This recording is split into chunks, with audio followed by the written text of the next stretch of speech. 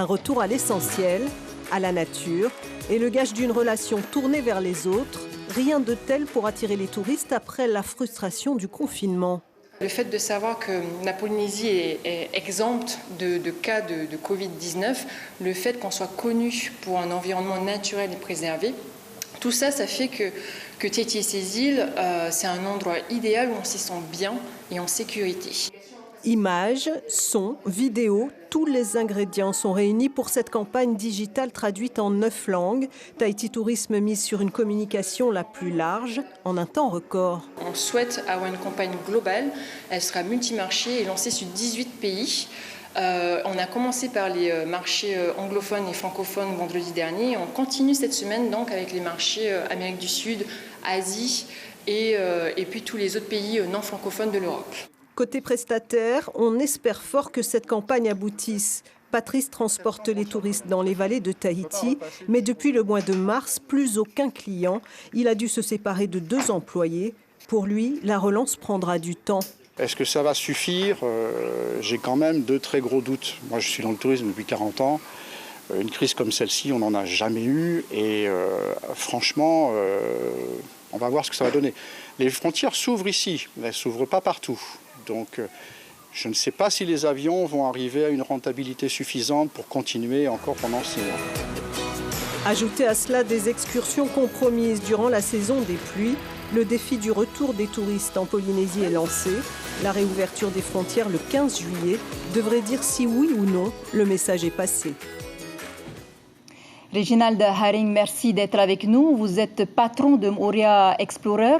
Vous avez une vingtaine d'employés. Les lignes internationales ouvrent le 3 juillet. Vous pensez que la clientèle étrangère sera au rendez-vous? Tout d'abord, bonsoir. J'espère qu'ils seront au rendez-vous. En tout cas, c'est tout ce qu'on veut. En ce moment, les entreprises dans toute la Polynésie souffrent.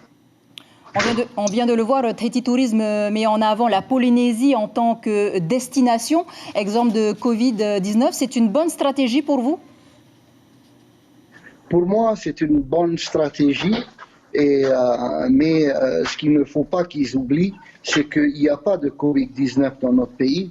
Donc, c'est aussi exiger à ces touristes qui viennent chez nous le port de masque à tout moment, quand ils sortent de leur chambre.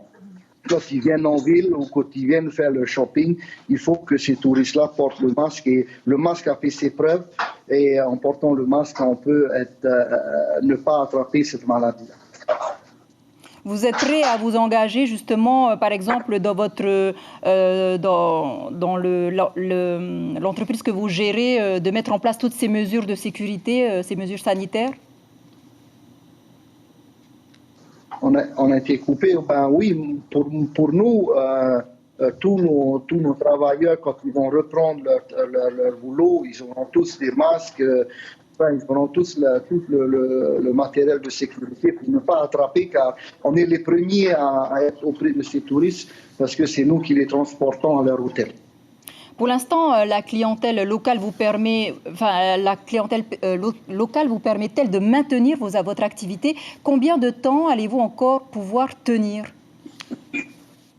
Si vous voulez, merci à la clientèle locale, elle nous a toujours sauvé ces 10% de notre chiffre d'affaires, c'est toujours quelque chose.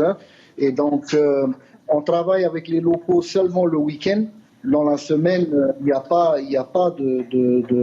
on n'a pas d'activité qui tourne. Seulement à partir de... Nous avons quelques clients locaux.